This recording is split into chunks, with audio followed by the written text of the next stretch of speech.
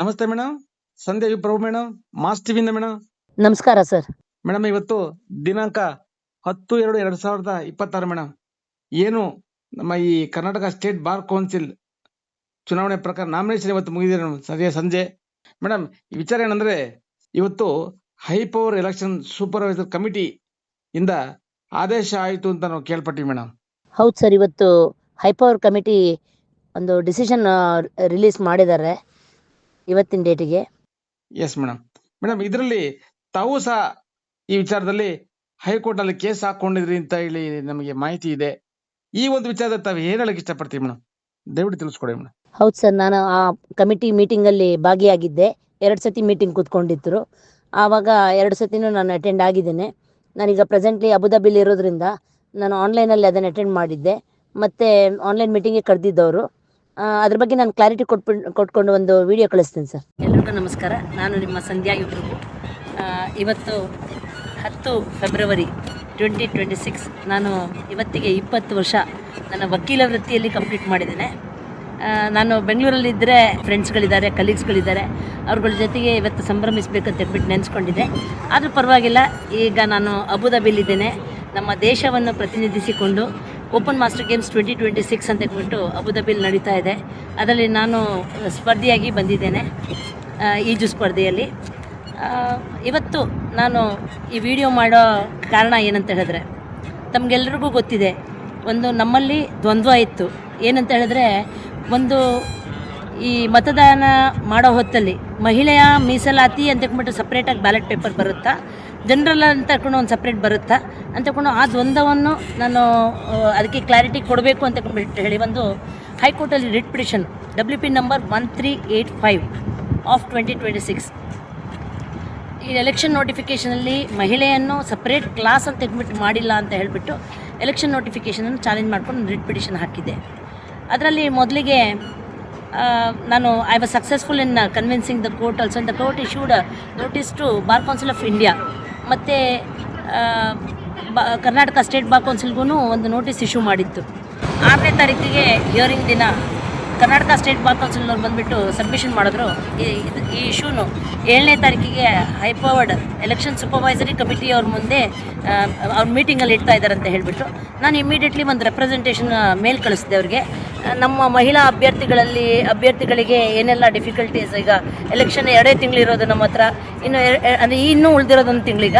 So ಅಷ್ಟೇ ಒಂದು short ಪೀರಿಯಡಲ್ಲಿ ನಮಗೆ ಹೇಗೆ ಕವರ್ ಮಾಡಲಿಕ್ಕೆ ಆಗ್ತದೆ ಅಂತ ಹೇಳಿಬಿಟ್ಟು ಜನರಲ್ಲೂ ಈಗ ಪ್ರಥಮ ಪ್ರಾಶಸ್ತ್ಯ ಮತವನ್ನು ನಮಗೆ ಜನರಲ್ ಕ್ಯಾಟಗರಿಯಲ್ಲಿ ನೀಡಿ ಅಂತ ಹೇಳಿದ್ರೆ ಅದನ್ನು ಇನ್ನೂ ಕನ್ವಿನ್ಸ್ ಮಾಡಬೇಕು ಅಂತ ಹೇಳಿದ್ರೆ 194 ಬಾರ್ ಅಸೋಸಿಯೇಷನು 74,000 ಹತ್ರ ವೋಟರ್ಸ್ಗಳು, ಇಷ್ಟು ಜನರನ್ನು ರೀಚ್ ಆಗಲಿಕ್ಕೆಲ್ಲ ತುಂಬ ಕಷ್ಟ ಆಗ್ತದೆ ನಮಗೆ ಮಹಿಳಾ ಅಭ್ಯರ್ಥಿಗಳಿಗೆ ಅಂತ ಹೇಳಿಬಿಟ್ಟು ಎಲ್ಲ ನಮ್ಮ ಡಿಫಿಕಲ್ಟೀಸ್ ಏನಿದೆ ಅಂದರೆ, ಮತ್ತು ಲಾಸ್ಟ್ ಟೈಮ್ ನಮ್ಮ ಎಲೆಕ್ಷನಲ್ಲಿ 25ಕ್ಕೆ 25 ಪುರುಷ ಅಭ್ಯರ್ಥಿಗಳೇ ಆಗಿರೋದ್ರಿಂದ ಒಂದು ನಮ್ಮನ್ನು ಅಕ್ಸೆಪ್ಟ್ ಮಾಡಿಕೊಂಡು ಕಷ್ಟ ಅಂದರೆ ಸ್ವಲ್ಪ ನಮ್ಮದೇನೆಲ್ಲ ಕಷ್ಟ ಇದೆ ಅದನ್ನೆಲ್ಲ ನಾನು ಮೇಲ್ ಕಳಿಸಿದ್ದೆ. ಅದನ್ನು ನನಗೆ 7ನೇ ತಾರೀಕಿಗೆ ಒಂದು ಮೀಟಿಂಗ್ ಕರೆದಿದ್ರು, ಆನ್ಲೈನಲ್ಲಿ ಅಟೆಂಡ್ ಮಾಡಿದ್ದೆ. ನಿನ್ನೆ 9ನೇ ತಾರೀಕಿಗೆ ಸಾಯಂಕಾಲ 6 ಗಂಟೆಗೆ ಒಂದು ಮೀಟಿಂಗ್ ಕರೆದಿದ್ರು. ಆ ಮೀಟಿಂಗಲ್ಲೂ ನಾನು ನಮ್ಮಲ್ಲಿ ಏನು ಮತದಾರರಲ್ಲಿ ಕನ್ಫ್ಯೂಷನ್ ಆಗ್ಬೋದು ಅಂತ ಹೇಳಿದ್ರೆ, ಈಗ ಸಿಂಗಲ್ ಬ್ಯಾಲೆಟೇ ಅಂತ ಹೇಳಿದರೆ ಅವ್ರು ಇಲ್ಲ ನಾವು 2 ಬ್ಯಾಲೆಟ್ ಮಾಡಲಿಕ್ಕೆ ಬರೋದಿಲ್ಲ ಅಂತ ಹೇಳಿದಾಗ, ಆಯಿತು ಸಿಂಗಲ್ ಬ್ಯಾಲೆಟ್ ಅಂತ ಹೇಳಿದರೆ ನಮ್ಮಲ್ಲಿ ವೋಟರ್ಸ್ಗಳಿಗೆ ಮಹಿಳಾ ಅಭ್ಯರ್ಥಿಯನ್ನು ಐಡೆಂಟಿಫೈ ಮಾಡೋದು ಕಷ್ಟ ಆಗುತ್ತೆ ಅಂತ ಹೇಳಿದಕ್ಕೋಸ್ಕರ ಅವರು ಅದರಲ್ಲಿ ಒಂದು ಸ್ವಾಗತಾರ್ಹ ನಾವು ನಮ್ಮ ಪಾಯಿಂಟನ್ನೇ ಒಂದು ಏನೇನು ಎಕ್ಸೆಪ್ಟ್ ಮಾಡಿದ್ರು ಅಂತ ಹೇಳಿದ್ರೆ, ವಿಮೆನ್ನನ್ನು W ಅಂತ ಹೇಳ್ಕೊಂಡ್ಬಿಟ್ಟು ಒಂದು ನಂಬರ್ ಮುಂದೆ ಬರೆಯೋದು ಅಂತ ಹೇಳ್ಕೊಂಡ್ಬಿಟ್ಟು ಒಂದು ಅವರು ಡಿಸೈಡ್ ಮಾಡಿದ್ರು.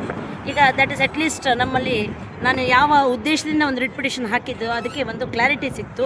ಏನಂತ ಹೇಳಿದ್ರೆ, W ಅಂತ ಹೇಳ್ಕೊಂಡ್ಬಿಟ್ಟು ಬರೆದು ಮಹಿಳೆಯನ್ನು ಸಪ್ರೇಟ್ ಆಗಿಬಿಟ್ಟು ಒಂದು ಐಡೆಂಟಿಫೈ ಮಾಡೋ ಥರ ನಮಗೊಂದು ಅವರು ಎಕ್ಸೆಪ್ಟ್ ಮಾಡಿರೋದು ಒಂದು ನಮ್ಮಲ್ಲಿ ವೋಟರ್ಸ್ಗಳಿಗೂ ನಮ್ಮನ್ನು ಐಡೆಂಟಿಫೈ ಮಾಡಲಿಕ್ಕೆ ಸುಲಭ ಆಗುತ್ತೆ ಅಂತ ಹೇಳ್ಬಿಟ್ಟು ನೆನೆಸ್ಕೊಳ್ತೇನೆ. And we have to accept it because it's a order of the high power election supervisory committee.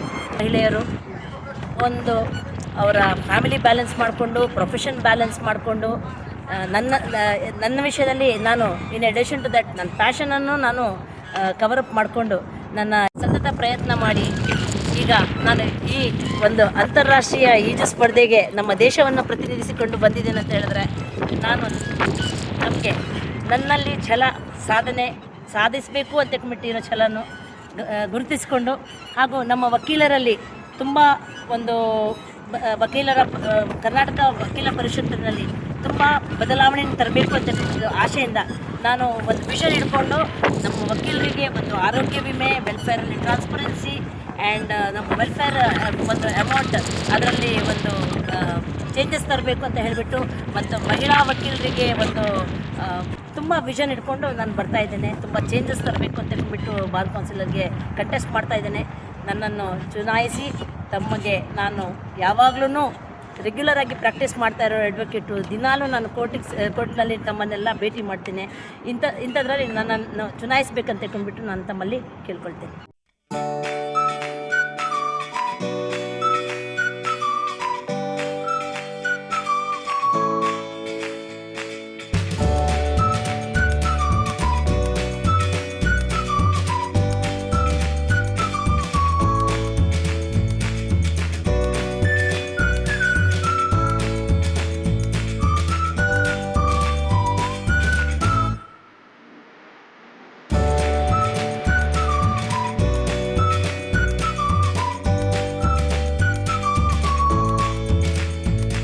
ನಮಸ್ತೆ ಮೇಡಮ್, ಸಂಧ್ಯಾ ವಿಪ್ರಭು ಮೇಡಮ್.